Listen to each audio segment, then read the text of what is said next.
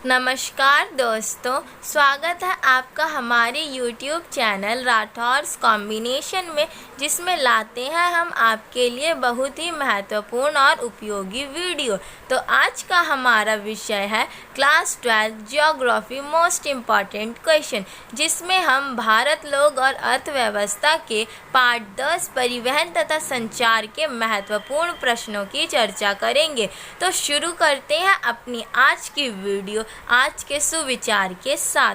तो हमारा आज का सुविचार है, शिक्षा ही विकास की ओर बढ़ने वाला पहला कदम है। शिक्षा ही एकमात्र ऐसा साधन है जिससे आप अपना भविष्य स्वयं लिख सकते हैं। तो आज के हमारे सुविचार के साथ शुरू होती है हमारी आज की वीडियो। तो शुरुआत करते हैं इंट्रोडक्शन ऑफ द चैप्टर से अपने मोस्ट इम्पॉर्टेंट क्वेश्चंस की। तो इस चैप्टर में हम पढ़ेंगे परिवहन एवं संचार, जिसमें परिवहन के साधन और संचार के साधनों की चर्चा करेंगे। परिवहन जो कि 3 प्रकार के होते हैं, स्थल, जल और वायु, और संचार जो कि 2 प्रकार के होते हैं, व्यक्तिगत और सार्वजनिक। तो चलो देखते हैं अपना पहला प्रश्न। तो हमारा पहला महत्वपूर्ण प्रश्न यह है कि राष्ट्रीय महामार्ग विकास प्राधिकरण की मुख्य परियोजनाएं कौन सी हैं, संक्षिप्त में वर्णन कीजिए।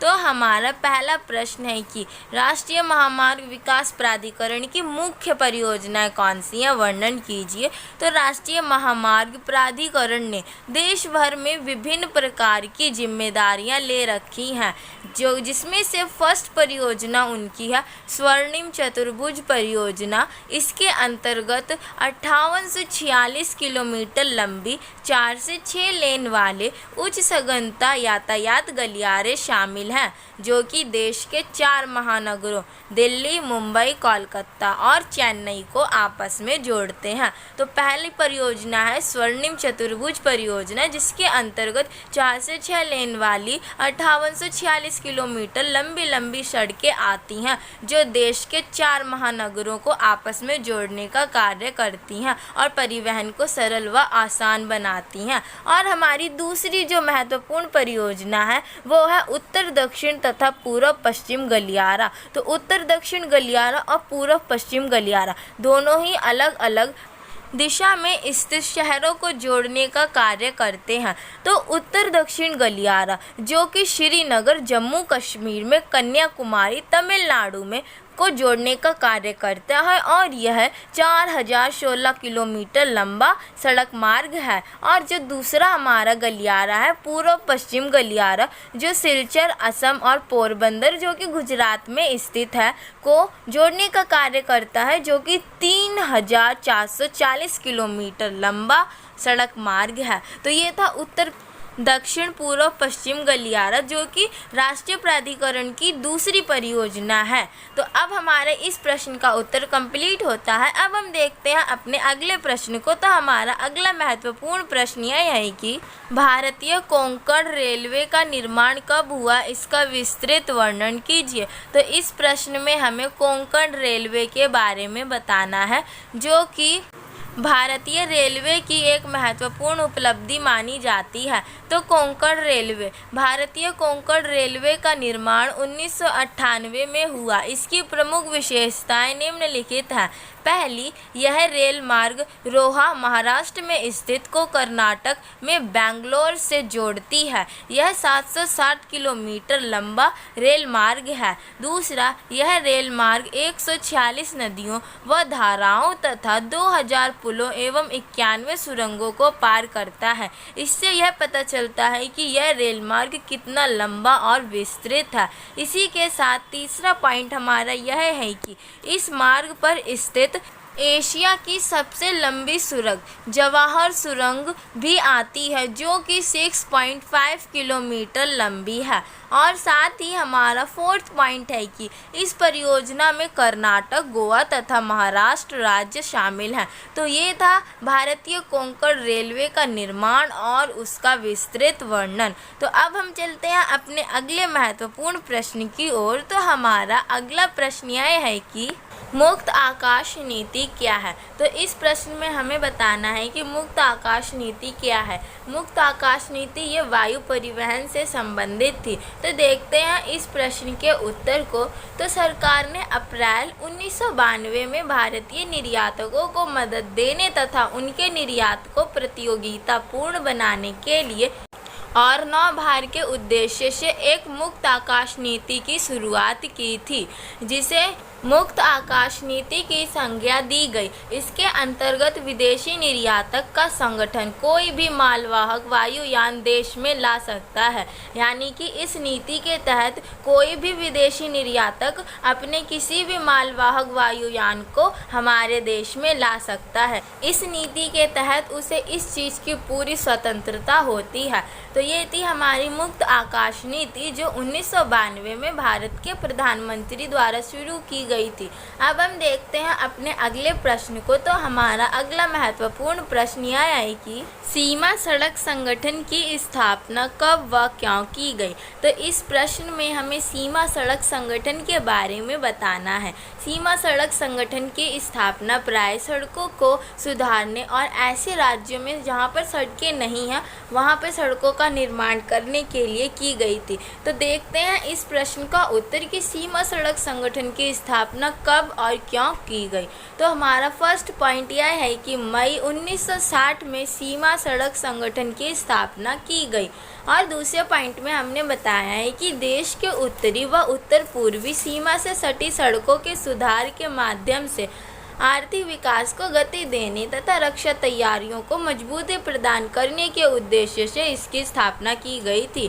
यानी कि अगर उद्देश्य पूछा गया है कि किस उद्देश्य से सीमा सड़क संगठन की स्थापना की गई, तो उत्तर पूर्वी राज्यों में सड़कों में सुधार के लिए और वहां के आर्थिक विकास को गति प्रदान करने और रक्षा तैयारियों को मजबूती प्रदान करने के उद्देश्य से की गई। तीसरा पॉइंट यह एक अग्रणी बहुमुखी निर्माण अधिकरण परियोजना है, यानी कि ये अग्रणी और बहुमुखी परियोजना है जिसके अंतर्गत अधिक ऊंचाई पर पर्वतीय क्षेत्रों में सड़कों के निर्माण पर विशेष ध्यान दिया गया। और ये परियोजना प्राय चंडीगढ़ और मनाली व लेह के बीच शुरू की गई थी। तो हमारे इस प्रश्न का उत्तर होता है कंप्लीट। अब हम चलते हैं अपने अगले महत्वपूर्ण प्रश्न की ओर। तो हमारा अगला प्रश्न यह है कि देश की प्रगति में रेलवे का गहन योगदान है, स्पष्ट करें। तो इस प्रश्न में हमें रेलवे की भूमिका का वर्णन करना है कि देश की आर्थिक स्थिति में रेलवे का क्या योगदान होता है। तो देखते हैं अपने इस प्रश्न के उत्तर को। भारतीय रेल जाल विश्व के सर्वाधिक लंबे रेल जालों में से एक है और यह देश के आर्थिक विकास में अत्यधिक योगदान देता है। फर्स्ट पॉइंट, रेलवे द्वारा कोयला सबसे अधिक ढोया जाता है। इसके अतिरिक्त रेल के द्वारा ही सबसे अधिक कच्चे माल की ढुलाई की जाती है। दूसरा पॉइंट है, रेल तैयार माल को भी विभिन्न बाज़ारों तक पहुंचाती है, यानी कि उत्पादन स्थान से गंतव्य स्थान तक कच्चे मालों को और तैयार मालों को पहुंचाने का कार्य भी रेलवे द्वारा ही किया जाता है। तीसरा पॉइंट है कि विदेशों से आयातित माल को आंतरिक भागों के बाज़ारों तक भी रेल ही पहुँचाती है। विदेशों से जो माल आयातित होता है उसे भी रेलवे के द्वारा ही देश के आंतरिक भागों में विभिन्न बाजारों व उत्पादन स्थलों तक पहुंचाया जाता है। और हमारा फोर्थ पॉइंट है कि कोयले द्वारा चलित वाष्प इंजन के प्रतिस्थापन से रेलवे स्टेशनों के पर्यावरण में सुधार हुआ है, जो कि विगत शताब्दियों में रेलवे में सबसे बड़ा परिवर्तन माना जाता है। और इस प्रकार रेल यात्रियों को व माल को भारी संख्या में दूर दराज के स्थानों तक ले जाती है और साथ ही कृषि व उद्योगों के विकास में गति को तेज कर देश के आर्थिक विकास में आवश्यक योगदान देती है। तो ये था देश की प्रगति में रेलवे का योगदान। तो कंप्लीट होता है हमारे इस प्रश्न का उत्तर। अब हम चलते हैं अपने अगले प्रश्न की ओर। तो हमारा नेक्स्ट क्वेश्चन यह है कि भारत में उपग्रह संचार के किन्हीं 3 लाभों का वर्णन कीजिए। तो इस प्रश्न में हमें भारत में उपग्रह संचारों का क्या महत्व है इसका वर्णन करना है। तो देखते हैं अपने इस प्रश्न के उत्तर को। तो उपग्रह संचार की एक विद्या है जो संचार के अन्य साधनों का नियमन करती है और इसके लाभ निम्नलिखित हैं। पहला, उपग्रह संचार के उपयोग से एक विस्तृत क्षेत्र का सतत व सारिक दृश्य प्राप्त किया जा सकता है। जिसके कारण ये आर्थिक व सामाजिक कारणों से महत्वपूर्ण होती है। तो उपग्रह संचार जिससे किसी भी क्षेत्र का सतत व सारिक दृश्य प्राप्त किया जा सकता है और उस क्षेत्र में क्या क्या हो रहा है इसका एक स्थान पर बैठ के ही पता लगाया जा सकता है। दूसरा पॉइंट है, उपग्रह से प्राप्त चित्रों द्वारा मौसम का पूर्वानुमान व प्राकृतिक आपदाओं की निगरानी के लिए भी इसका उपयोग किया जाता है। यानी कि उपग्रह संचार से न केवल किसी क्षेत्र का दृश्य प्राप्त करके उससे संबंधित हर एक जानकारी प्राप्त करने के साथ साथ उस क्षेत्र के मौसम का भी पूर्वानुमान लगाया जा सकता है। तो ये था उपग्रह संचार का महत्व। इसके बाद हमारा थर्ड पॉइंट यह है कि उपग्रह से सीमा क्षेत्रों की चौकसी के लिए भी इनका प्रयोग किया जाता है। यानी कि सीमा क्षेत्र की चौकसी में भी उपग्रह संचार का महत्वपूर्ण योगदान होता है। और उपग्रह संचार से न केवल सैनिक कार्य बल्कि गैर सैनिक कार्य भी किए जाते हैं। सैनिक कार्य जैसे सीमा सुरक्षा व आतंकवादियों की सूचना से संबंधित, और गैर सैनिक कार्य जैसे खनन क्षेत्रों का पता लगाना, मौसम की जानकारी, प्राकृतिक आपदाओं की जानकारी आदि कार्य भी उपग्रह संचार से बड़ी ही सावधानी और सरलता से किए जा सकते हैं। तो ये था उपग्रह संचार का महत्व। यह बहुत ही महत्वपूर्ण प्रश्न और परीक्षा में कई बार पूछा जाता है। अब हम आते हैं अपने अगले प्रश्न पर। तो हमारा 8वां महत्वपूर्ण प्रश्न यह है कि भारत में परिवहन के अन्य साधनों की तुलना में सड़क परिवहन अधिक उपयोगी क्यों माना जाता है, वर्णन कीजिए। तो हमें सड़क परिवहन की उपयोगिता को सिद्ध करते हुए इस प्रश्न का उत्तर देना है। तो भारत में परिवहन के अन्य साधनों की तुलना में सड़क परिवहन अधिक उपयोगी साधन है, क्योंकि फर्स्ट पॉइंट है, सड़कें अपेक्षाकृत अधिक ऊबड़ खाबड़ और ढलवा भूमि पर भी बनाई जाती हैं। क्योंकि सड़कों का जो निर्माण होता है वो किसी भी स्थान पे किया जा सकता है, फिर चाहे वो ऊबड़ खाबड़ इलाका हो या फिर ढलवा भूमि हो या समतल मैदान हो, कहीं पर भी सड़कों का निर्माण किया जा सकता है। लेकिन रेल परिवहन और वायु परिवहन के साथ ऐसा नहीं होता है। दूसरा पॉइंट है कि सड़कें द्वार से द्वार तक सेवा प्रदान करती हैं। यानी कि जो सड़कें होती हैं वो हमें डोर टू डोर सेवाएं प्रदान करती हैं, घर तक हमें पहुंचाती हैं और हमारी सेवाओं को भी हमारे घर तक पहुंचाती हैं। लेकिन रेल परिवहन और वायु परिवहन के साथ ऐसा नहीं होता, वो एक निश्चित स्थान पर हमें छोड़ देती हैं। और थर्ड पॉइंट है कि सड़क परिवहन अन्य परिवहन साधनों का पूरक होता है, यानी कि उन्हें जोड़ने का कार्य करता है और उनके पूरक होता है। यानी कि अगर सड़क परिवहन है तभी उन परिवहन साधनों का हम प्रयोग कर सकते हैं, अन्यथा वो भी हमारे उपयोग के लायक नहीं होते, क्योंकि सड़क परिवहन से ही हम उन परिवहनों तक पहुंच पाते हैं और उन तक पहुंच को सड़क परिवहन ही सुनिश्चित करता है। अब हमारा फोर्थ पॉइंट है कि थोड़ी दूरी की यात्रा के लिए अपेक्षाकृत अधिक सुविधाजनक होता है। यानी कि थोड़ी थोड़ी दूरी की जो यात्राएं होती हैं वो रेल परिवहन या वायु परिवहन से संभव नहीं होती, सड़क परिवहन उनके लिए बहुत ही सुविधाजनक माना जाता है। सिक्स्थ पॉइंट में हमें लिखेंगे कि सड़कों का निर्माण एवं रखरखाव अपेक्षाकृत आसान है तथा लागत कम होती है। सड़कों के निर्माण में लागत अधिक होती है, लेकिन बाद में उनके रखरखाव में अपेक्षाकृत लागत कम आती है। तो ये है सड़क परिवहन के महत्व और उनकी अन्य परिवहन के साधनों की तुलना में उपयोगिताएं। तो हमारे इस प्रश्न का उत्तर कंप्लीट होता है। अब हम देखते हैं अपने अगले महत्वपूर्ण प्रश्न को। तो हमारा अगला प्रश्न यह है कि भारत में सर्वाधिक प्रभावी व आधुनिक वैक्तिक संचार प्रणाली कौन सी है, उसकी विशेषताएं बताओ। तो इस प्रश्न में हमें वैक्तिक संचार की विशेषताएं बताना है और बताना है कि सबसे प्रभावी वैक्तिक संचार प्रणाली कौन सी है। तो देखते हैं इस प्रश्न के उत्तर के लिए कि सबसे प्रभावी वैक्तिक प्रणाली कौन सी है। तो सभी वैक्तिक संचार तंत्रों में इंटरनेट सबसे प्रभावी व अधुनातन संचार प्रणाली है, जिसकी विशेषताएं निम्नलिखित हैं। तो सभी वैक्तिक प्रणालियों में से सबसे प्रभावी प्रणाली मानी जाती है इंटरनेट, जो कि एक आधुनिक प्रणालियों में से एक है। इसकी विशेषताएं निम्नलिखित हैं। तो हमारे इंटरनेट की पहली विशेषता यह है कि इंटरनेट विभिन्न मुद्दों पर विस्तृत जानकारी प्रदान करता है। और दूसरा पॉइंट यह है कि नगरीय क्षेत्रों में इसका व्यापक स्तर पर प्रयोग किया जाता है।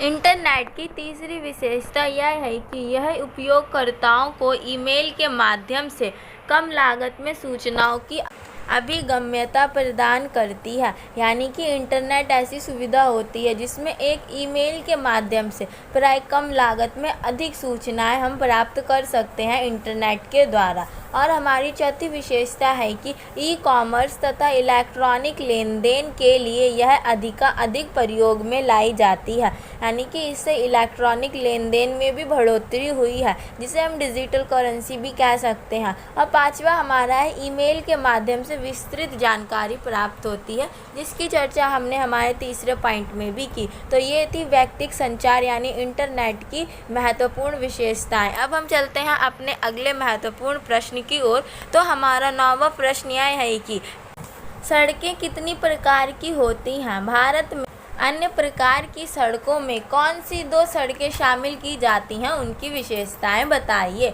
तो हमें इस प्रश्न में बताना है कि सड़कें कितनी प्रकार की होती हैं और भारत में जो अन्य प्रकार की सड़कें होती हैं उनमें कौन कौन सी सड़कें शामिल होती हैं, उनकी विशेषताओं का वर्णन कीजिए। तो देखते हैं कि सड़कें कितनी प्रकार की होती हैं। तो सड़कें मुख्य 4 प्रकार की होती हैं, जिसमें राष्ट्रीय महामार्ग, राज्य महामार्ग, ग्रामीण सड़कें और अन्य प्रकार की सड़कों को शामिल किया जाता है। अब हमें बतानी है कि अन्य प्रकार की सड़कें कितनी प्रकार की होती हैं और उनकी विशेषताएं क्या क्या हैं।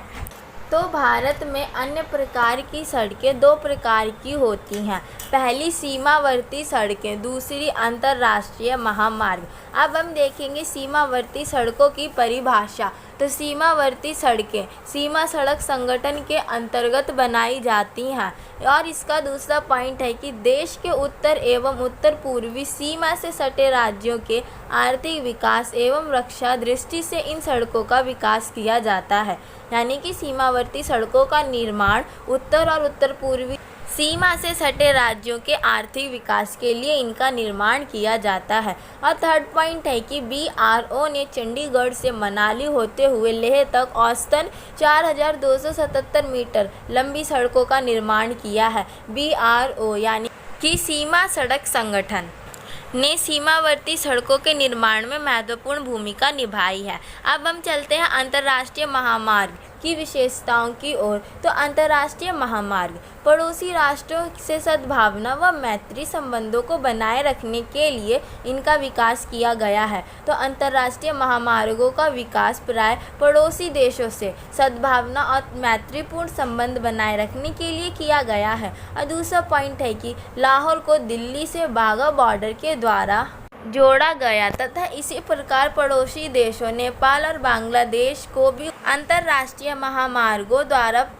जोड़ा गया है। तो ये थी अंतर्राष्ट्रीय महामार्गों की विशेषताएं, जिसमें पड़ोसी देशों के साथ मैत्रीपूर्ण संबंधों को बनाए रखने के लिए इनका निर्माण किया गया। तो अब हम चलते हैं अपने अगले प्रश्न की ओर। तो हमारा 10वां प्रश्न है कि पाइपलाइन परिवहन की विशेषताएं बताइए। अब हमें इस प्रश्न में पाइपलाइन परिवहन की विशेषताएं बताना है। तो पाइपलाइन परिवहन में प्राय तरल पदार्थों जैसे प्राकृतिक गैस, दूध, पेट्रोलियम, डीजल आदि पदार्थों का परिवहन किया जाता है, जिसकी विशेषताएं निम्नलिखित हैं। तो पाइपलाइन परिवहन में प्राय तरल पदार्थों का ही परिवहन होता है और इसकी विशेषताएं निम्नलिखित हैं। तो हमारा फर्स्ट पॉइंट है कि पाइपलाइन परिवहन प्राय किसी भी प्रकार की जलवायु में धरातल पर आसानी से बिछाई जा सकती हैं। तो पाइपलाइनें धरातल पर बिछाई जा सकती हैं और किसी भी जलवायु में बिछाई जा सकती हैं। इनका जलवायु पर कोई भी प्रभाव नहीं पड़ता। अब हमारी दूसरी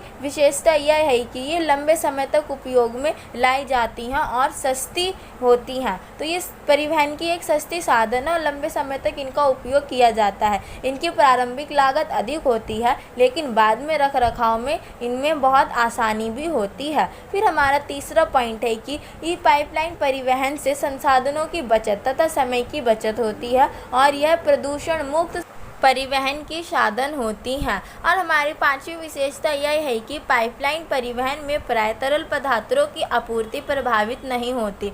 चाहे कोई सा भी मौसम आ जाए, मौसम का इस परिवहन पर कोई प्रभाव नहीं पड़ता और आपूर्ति भी प्रभावित नहीं होती है। तो ये थी पाइपलाइन परिवहन की विशेषताएं। तो हमारा 10वां प्रश्न भी कंप्लीट होता है। अब हम चलते हैं अपने अगले प्रश्न की ओर। तो हमारा 11वां प्रश्न यह है कि भारत में परिवहन के प्रमुख साधन कौन कौन से हैं, इनके विकास को प्रभावित करने वाले कारकों की विवेचना करें। तो इस प्रश्न में हमें बताना है कि परिवहन के प्रमुख साधन कौन कौन से हैं और उनके विकास को प्रभावित करने वाले कारक कौन कौन से हैं। तो भारत में परिवहन के प्रमुख साधन रेलवे, सड़क, जल, वायु और पाइपलाइन है, यानी कि कुल 5 तरह के परिवहन के साधन हैं, जिसमें रेल परिवहन, सड़क परिवहन, जल परिवहन, वायु परिवहन और पाइपलाइन परिवहन शामिल हैं। भारत एक विशाल क्षेत्रफल और अधिक जनसंख्या वाला देश है, जहां देश की प्रगति के लिए रास्ते व कार्यकुशल परिवहन के साधनों का विकास होना अनिवार्य है। किसी भी राष्ट्र की अर्थव्यवस्था इन्हीं पर आश्रित होती है, इसीलिए भारत में सड़कों के विकास को प्रभावित करने वाले कारक अग्रलिखित हैं। तो अब हमें बताना है कि भारत में कौन कौन से ऐसे कारक हैं जो परिवहन के विकास को प्रभावित करते हैं। भारत विशाल क्षेत्रफल और जनसंख्या वाला देश है, इसीलिए भारत में जो परिवहन तंत्र है वो मजबूत और कुशल होगा, तो भारत का विकास भी उतनी ही तेज़ी से होगा। तो इस चीज़ से हमें एक बात तो यह पता चल जाती है कि भारत के परिवहन को प्रभावित करने वाला कारक सबसे पहला उसकी क्षेत्रफल और जनसंख्या ही है। तो देखते हैं भारत में कौन कौन से कारक परिवहन को प्रभावित करते हैं। तो पहला परिवहन को प्रभावित करने वाला कारक है जनसंख्या। तो जनसंख्या परिवहन के विकास को प्रभावित करती है। जिस क्षेत्र में जनसंख्या जितनी अधिक होती है उस क्षेत्र में परिवहन की मांग भी उतनी ही अधिक होती है, तो इससे परिवहन का विकास भी प्रभावित होता है। तो वहाँ पर जो परिवहन है वो अधिक विकसित होना चाहिए, तो जनसंख्या परिवहन के विकास को प्रभावित करती है। दूसरा कृषि के साधन, कृषि के साधन जैसे उर्वरक, खाद, कीटनाशक और अन्य उपयोग में लाए जाने वाले औजार, तो उनकी उपलब्धता जितनी अधिक होगी कृषि भी उस चीज़ से प्रभावित होगी। इन साधनों की जो उपलब्धता है वो परिवहन के कारण ही सुनिश्चित होती है, क्योंकि ये साधन एक जगह से दूसरी जगह परिवहन के द्वारा ही ले जाए जा सकते हैं। फिर तीसरा पॉइंट है हमारा आयात और निर्यात। तो आयात और निर्यात भी परिवहन के विकास को प्रभावित करता है, क्योंकि विदेशों से आने वाले सामान को प्राय परिवहन के द्वारा ही किसी देश के आंतरिक भाग में विभिन्न बाज़ारों तक पहुंचाया जाता है, जो कि विकसित परिवहन द्वारा ही सुनिश्चित हो सकता है। हमारा 4th पॉइंट है व्यापार व औद्योगिकरण। तो व्यापार और औद्योगिकरण भी परिवहन के विकास को प्रभावित करते हैं, क्योंकि व्यापारिक केंद्र और उद्योगों की एक शर्त होती है, और वो शर्त होती है परिवहन की उपलब्धता, यानी कि जिन क्षेत्रों में विकसित परिवहन के साधन होते हैं व्यापार और उद्योग वहीं पर स्थापित किए जाते हैं। तो व्यापार और औद्योगिकरण भी परिवहन के विकास को प्रभावित करते हैं। और हमारा 4th पॉइंट है कि पर्यटन व अन्य आर्थिक, सामाजिक और सांस्कृतिक गतिविधियाँ। पर्यटन जो तृतीय क्रियाकलापों की सबसे बड़ी आर्थिक क्रिया है, और पर्यटन के लिए भी जो एक मूलभूत शर्त होती है वो होती है परिवहन की उपलब्धता, यानी कि पर्यटन से जो आर्थिक लाभ प्राप्त होते हैं वो तभी प्राप्त हो सकते हैं जब परिवहन के साधन विकसित हों। तो पर्यटन भी एक तरह से परिवहन के विकास को प्रभावित करती है। तो ये थे परिवहन के विकास को प्रभावित करने वाले कारक। तो इसी के साथ कंप्लीट होता है हमारा यह प्रश्न का उत्तर, और इसी प्रश्न के साथ समाप्त करते हैं हम अपनी आज की यह वीडियो। तो अगर आपको हमारी वीडियो पसंद आई हो तो आप हमारी वीडियो को लाइक, शेयर और सब्सक्राइब करना ना भूलें, और साथ ही कमेंट करके बताएं कि आपको हमारी वीडियो कैसी लगी। यदि आपको चाहिए ऐसी ही और भी महत्वपूर्ण प्रश्नों की वीडियो तो बेल आइकन के बटन को प्रेस करना ना भूलें। थैंक यू दोस्तों।